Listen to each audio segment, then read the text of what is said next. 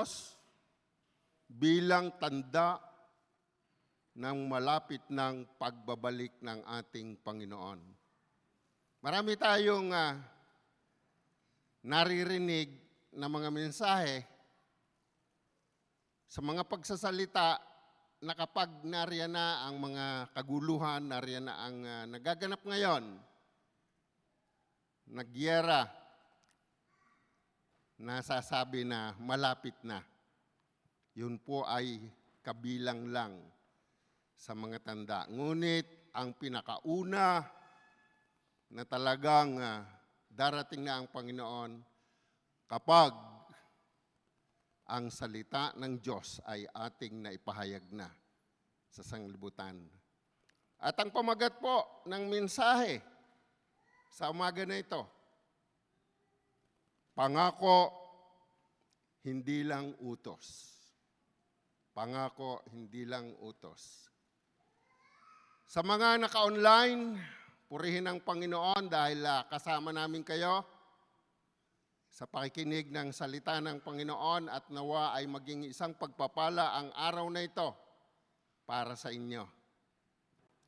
Ang salita po ng Panginoon ay nagsimula sa aklat ng Matthew chapter 24 verse 14 at ito po ang nakasulat. Ipangaral sa buong mundo ang magandang balita tungkol sa paghahari ng Diyos upang malamanan ito ng lahat ng tao at saka darating ang katapusan. Tayo po'y manalangin namang banal. Ang iyong salita, Panginoon, ang aming pinanghahawakan. Maraming salamat. Meron kang pagpapaalala sa bawat isa sa amin. Meron kang pangako para sa iyong pagdating sa aming paghahanda. Banal na Espiritu, patuloy na aming inaangkin ang iyong kapangyarihan, ang iyong pagkilo sa bawat isa sa amin, na ang aming Espiritu ay patuloy nabubuksan mo, maririnig, mauunawaan ang iyong mensahe sa umaga na ito. Maraming salamat po, Panginoong Hesus. Ang tagumpay ng iyong iglesia, ng iyong mga anak, ay pinagkaloob mo na. Ito'y aming inaangkin sapagkat ito'y aming hiniling sa iyong dakilang pangalang Hesus. Amen and amen. Purihin po ang Panginoon. Tayo nga po ay lumingon at tingnan natin yung orasan. Ano ga po ang inyong napansin sa orasan? Ano inyong napansin?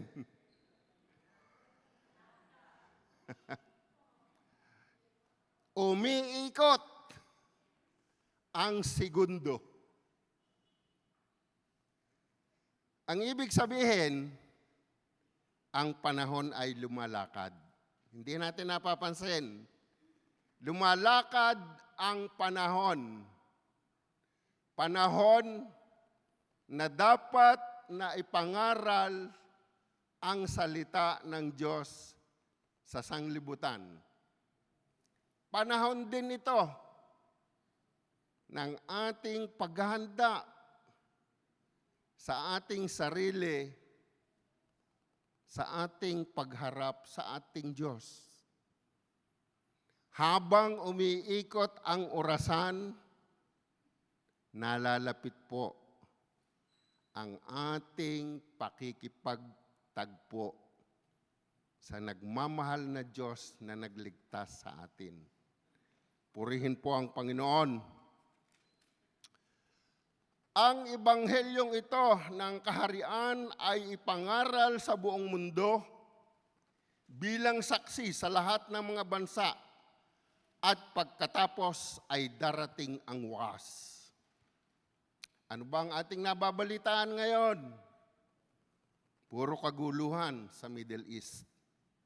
Siguro, kapag kayo ang nakaranas noon Sino sa inyo nakaranas ng kaguluhan sa Middle East? May ilan dito. Ano kaya ang nararamdaman nila ngayon? Sa panahon ng kaguluhan doon ay aming naririnig doon. Mas natatakot pa ang mga naririto sa Pilipinas kaysa sa talagang naroroon. Ang balita ay medyo exaggerated. Marami tayong karanasan ng panahon ng kaguluhan sa Middle East. Naranasan natin ang labanan doon.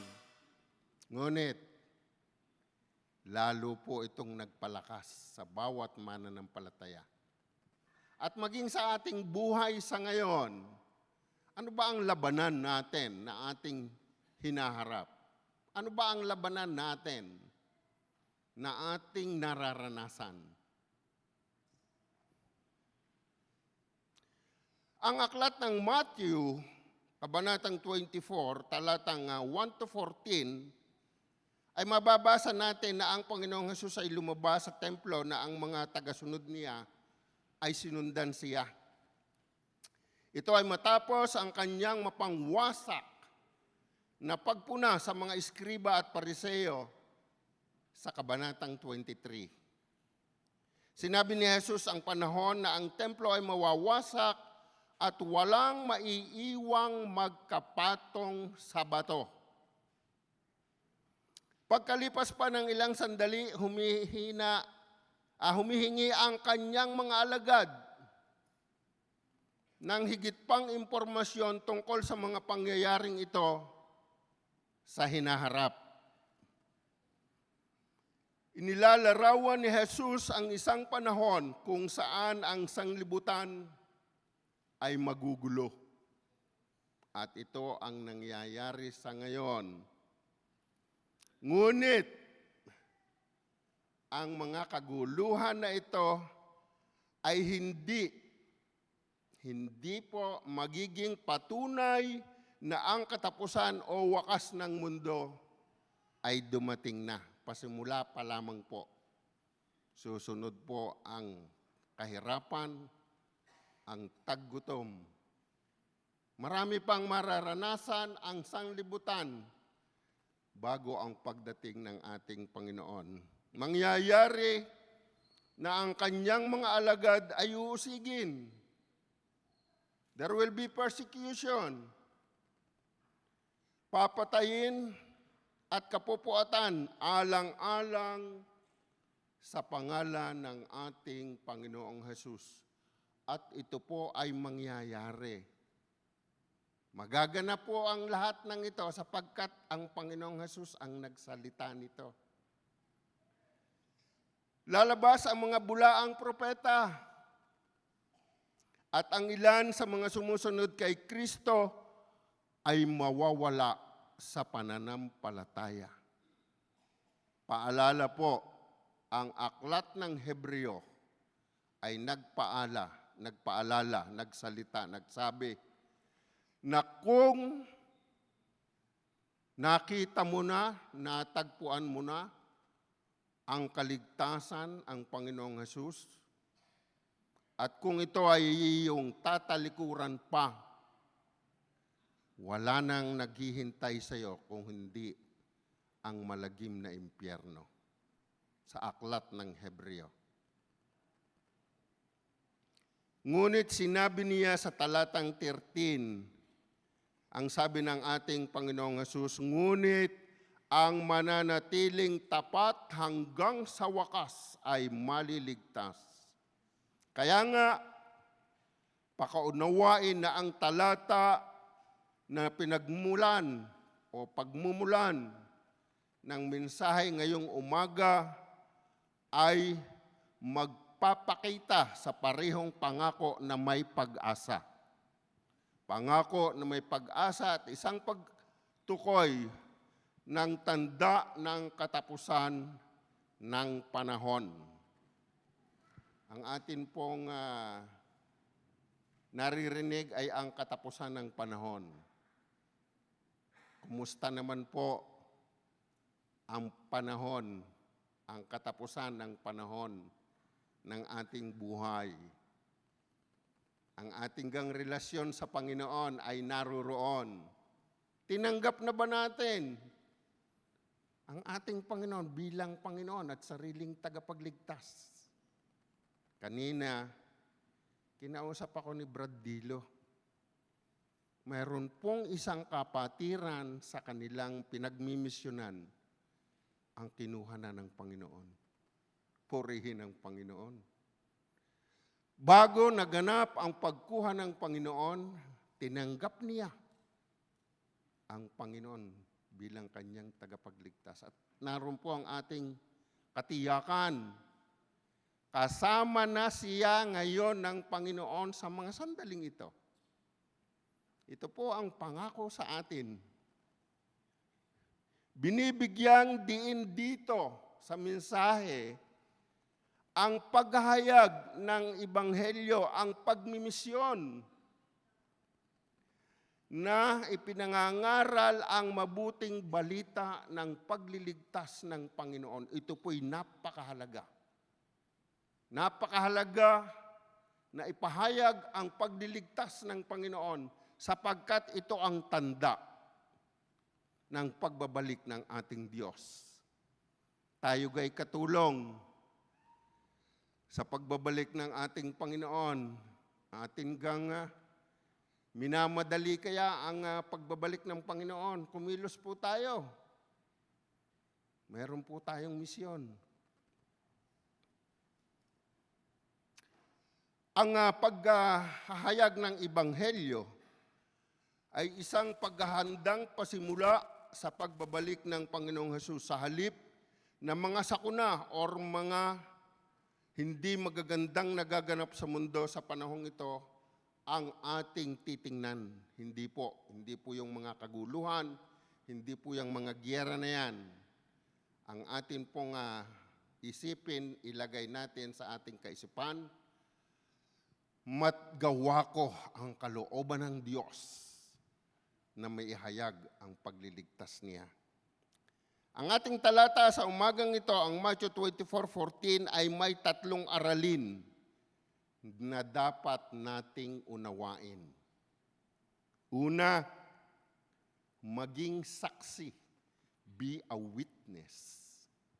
Ikalawa, manatiling matatag. Ikatlo, pag-asa sa katapusan. Kumusta ka po mga kapatid? Tayo po ay may pag-asa.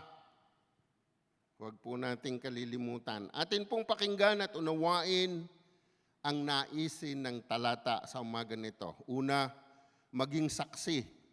Ang sabi po sa aklat ng mga gawa, chapter 1, verse 8, ngunit pagdating ng banal na Espiritu sa inyo, bibigyan niya kayo ng kapangyarihan at ipapahayag ninyo ang mga bagay tungkol sa akin mula rito sa Jerusalem hanggang sa buong Judea at Samaria at hanggang sa buong mundo.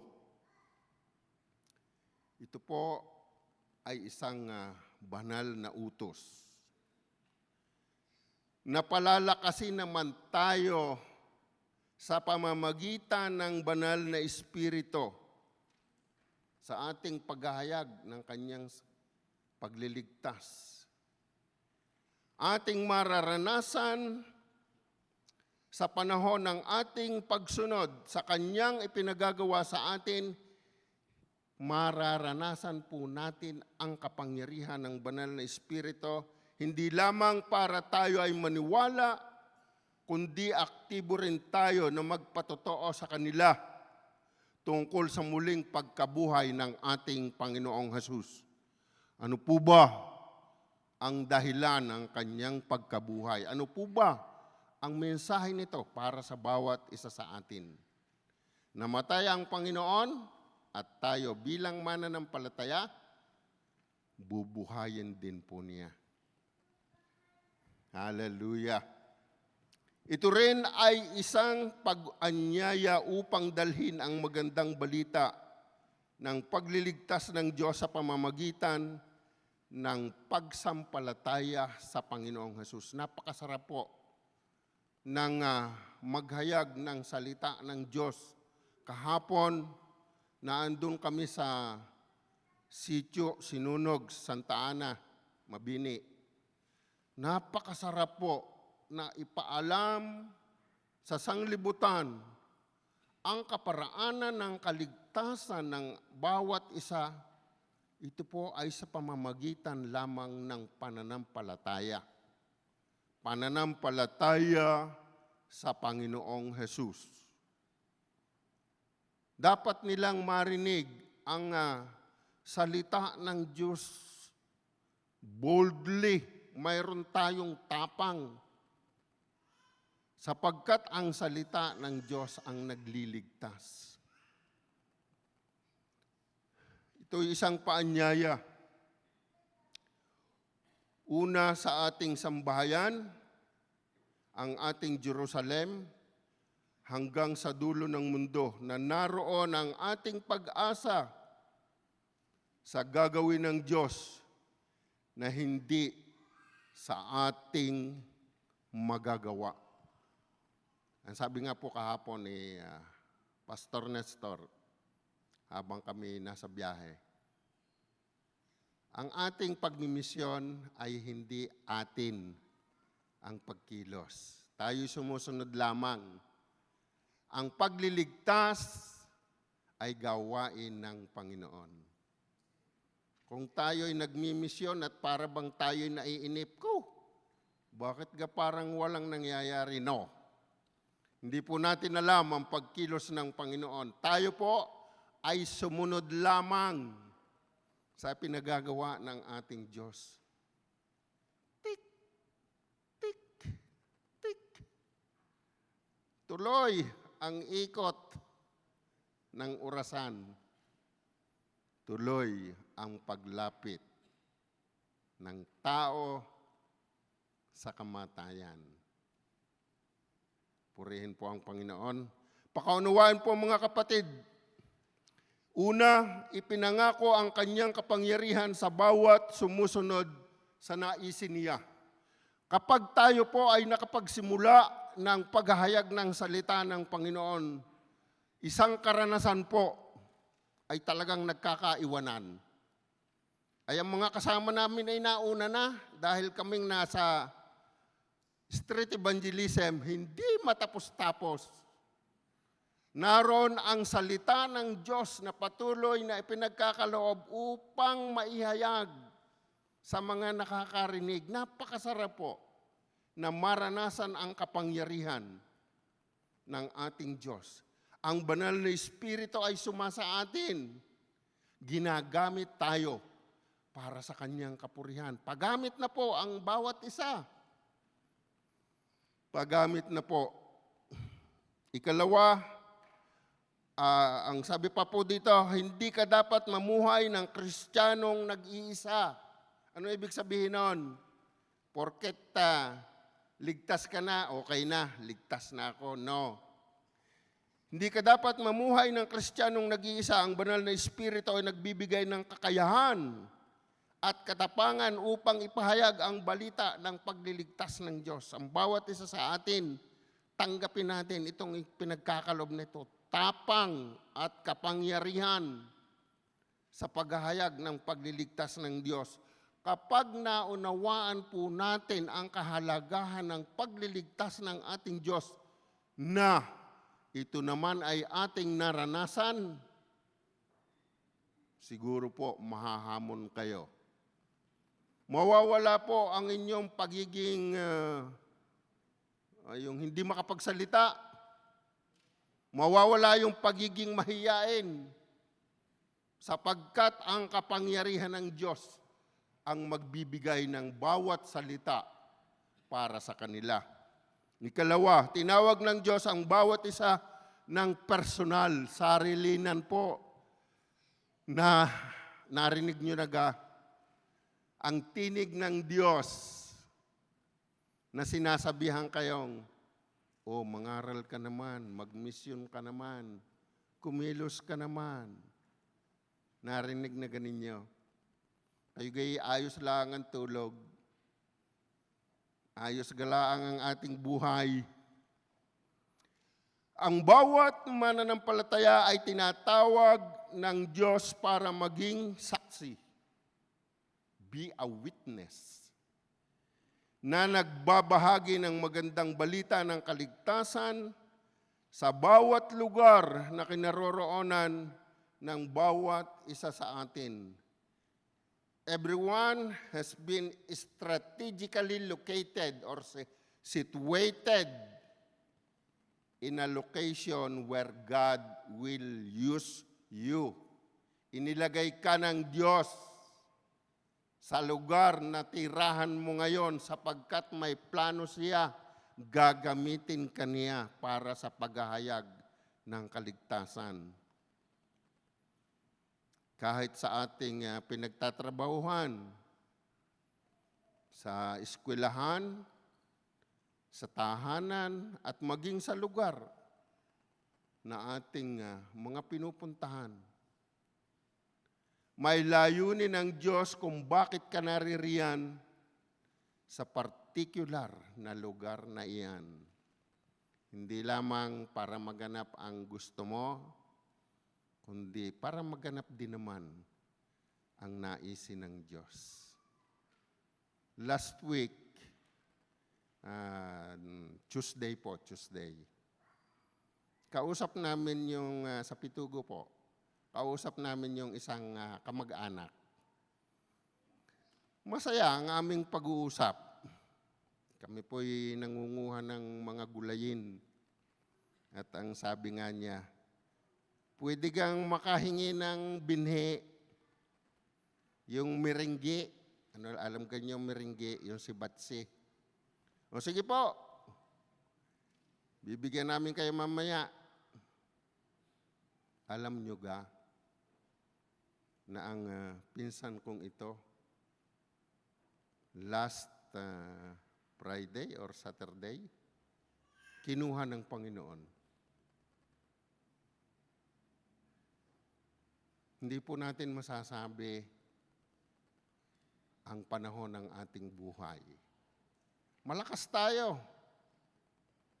Malalakas ang katawan, pero hindi natin alam ang ating huling hininga. Kapag ka po ako ay nakahiga na, hindi po ako makatiis na hindi mananalangin. Ang lagi ko pong sinasabi sa Panginoon, receive my spirit. Wala pong nakatitiyak kung magigising ka pa. Kailangan po ang katiyakan maging sa ating pagtulog kung saan ka pupunta kapag kung ang huling hininga ay kinuha na sa iyo. Mag-isip po tayo, ang buhay ba natin ay ayon sa kanyang kalooban. Maging isang tagapagpabago sa iyong lugar ng trabaho, ipaalam sa kanila na nagliligtas ang Panginoong Jesus. Jesus saves. Lagi nating mababasa yan sa mga sasakyan, nakalagay sa likuran, Jesus saves. Malakas na mensahe, pero kailangang iparinig. Kailangang ipaunawa ang Panginoong Jesus ay nagliligtas. Ikatlo, ang paghahayag ng kaligtasan ay ang pinakamaliit, the least, pinakamaliit na magagawa natin. Just obey God's command and He will do the needed salvation. Share lang po natin. Ang Diyos po ang nagliligtas. Tayo po nagsasalita lamang, ginagamit tayo bilang instrumento. Purihin ang Panginoon. Tayo'y tinawag, tayo'y pinili para ihayag ang pagliligtas niya. Ang mensahe ng pag-asa at pagtubos ay para sa lahat.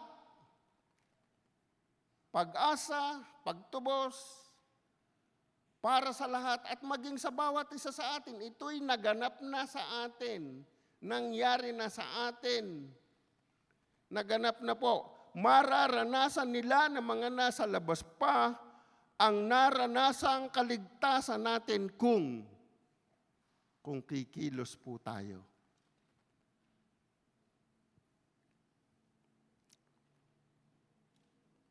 Ang bawat isa ay nangangailangan ng kaligtasan. Yan po ang katotohanan. Hindi po mapasusubalian. It's the truth. Ang bawat isa ay nangangailangan ng kaligtasan. Mayaman man o mahirap, tanyag man o hindi kilala, matalino man o mangmang, may pinag-aralan o wala,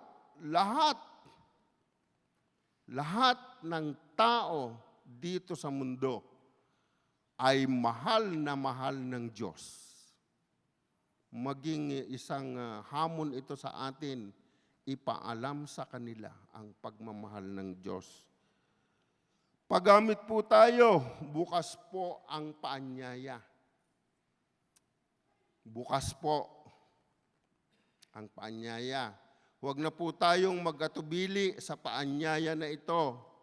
Huwag mong sabihin, ay hindi ko naman kaya yan. Wala po namang makakakaya kundi ang pagsunod natin ay ang kumikilos sa ang banal na Espiritu. Binibigyan tayo ng karunungan at kapangyarihan. Lahat tayo sa ating sarili walang kakayahan. Kaya nga po ang banal na Espiritu ay binigay sa atin.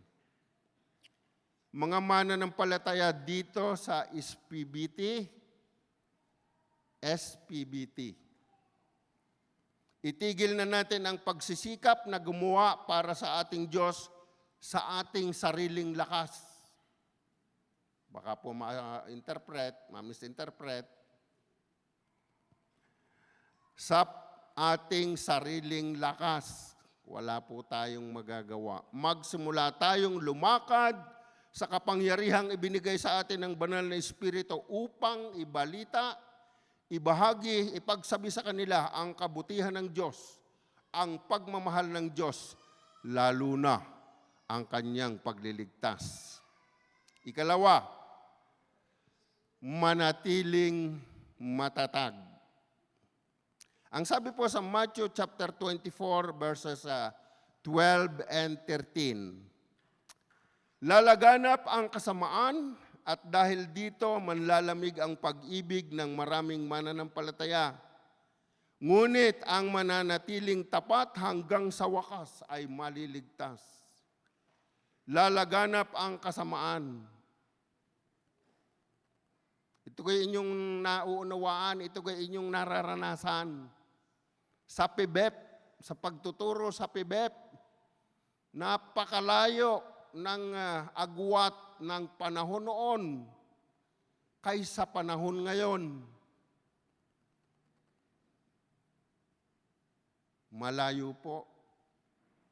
Ay lasa ko'y nung kami sa panahon na yun, pag nariyan na ang teacher, lasa ko'y kami nag-upo na laang, lahat ay nakikinig. Abay ngayon, ay sari-sari ang nangyayari Kung hindi mo lalapitan, mag-aral muna tayo. Kakaiba po. Lalaganap ang kasamaan, maging sa buhay natin. Ano po ba ang nararanasan? Ano ba ang nangungunang balita dito sa Pilipinas? Bakit nagkaganito ang mga namumuno sa Pilipinas? Pakalimiin po, ang ating Panginoong Hesus po ang nagsasalita dito sa mga talatang ating binasa. Magaganap at magaganap ang kanyang sinabi sapagkat siya ay Diyos. Alam niya ang lahat. Sa panahong ito sa ngayon na marami ang katampalasanan, nanlalamig ang puso sa pagmamahal at maging sa kawalan ng interes ang mga tao sa espiritual na bagay, nangungusap po ang Panginoong Hesus sa mga mananampalataya, sa atin, sa bawat isa sa atin, panatilihin ang maalab na pag-ibig para sa Kanya. Natin nga pong laging naalaala yung ating unang karanasan ng ating pag-ibig sa ating Panginoon. Naroon, ay talagang palakat na sa pag-iyak. Naunawaan natin ang pagmamahal ng Diyos. Naunawaan natin na tayo ay makasalanan. Ipaunawa rin natin ito sa kanila. Ang pangako ng kaligtasan ay para sa mga nagtitiis sa pananampalataya at pag-ibig hanggang sa wakas. Kaya nga po, ang sabi, magtiis, manatiling nagtitiwala kay Kristo, panatilihing nag-aalab ang iyong pag-ibig sa Diyos at sa lahat. Kahit na ano pa ang kaguluhang naririnig sa panahong ito, kahit pa ang lumalalang kondisyon sa kapaligiran, sapagkat ang lahat ng iyan ay nakasulat at kailangang maganap. Huwag po tayong matatakot, magkakaroon ng takot sa mga nangyayari. Ang mga yan ay dapat na maganap. Dapat na maganap sapagkat nakasulat. Nung una po, nabasa ko, narinig ko sa YouTube po, yung dumating na yung 5 baka, heifer, galing US. 5 bakang pula, dumating na sa Israel. At yun pong baka na yon ay gagawin bilang handog sa paggawa ng ikatlong templo.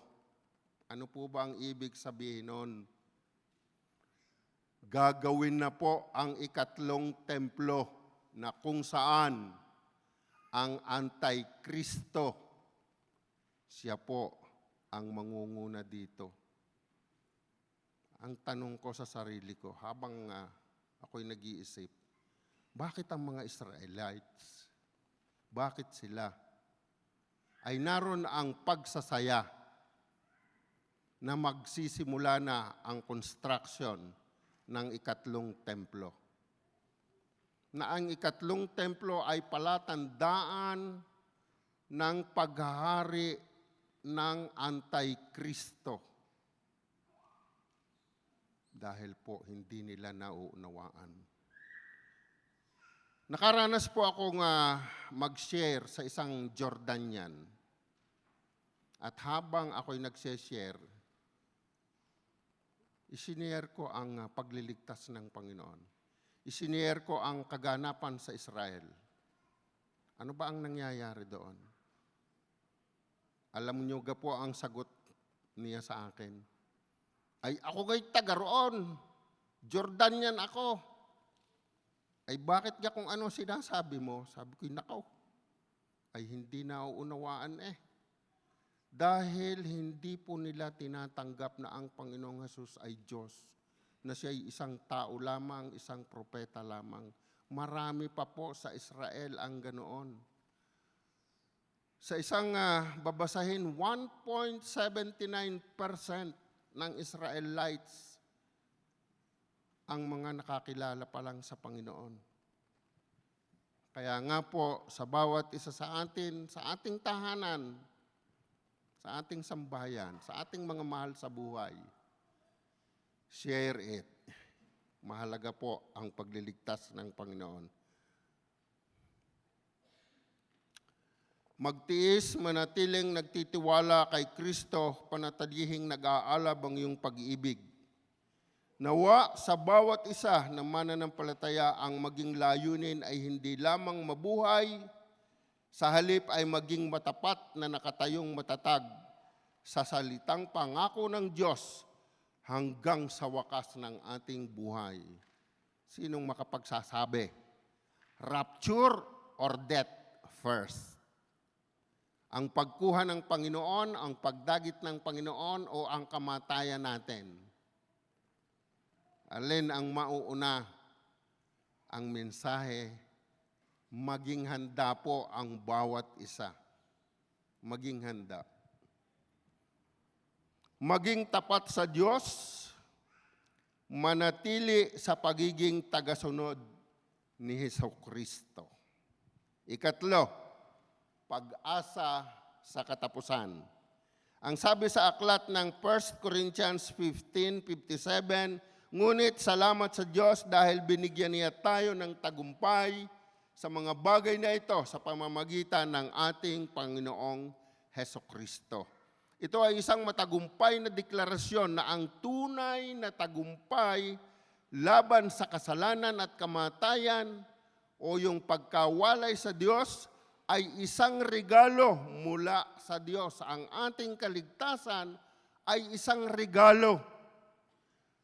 Walang magagawa ang kahit na sino man sa atin para tayo ay maligtas. Wala pong magagawa. Ang magagawa laang natin, tanging magagawa natin, tanggapin ang regalo ng pagliligtas ng Panginoon. Pero sa ating sariling kakayanan, nagagawa tayo ng sa ating pagkaunawa ay, ala ay magaganda naman ari, ala ay ari mabubuti. Hindi po iyon ang kaparaanan ng kaligtasan. Malayo po ang pamantayan ng Diyos sa tao. Ang pamantayan ng tao ay ang mabubuting gawa. Ngunit ang pamantayan ng Diyos ay ang Panginoong Hesus.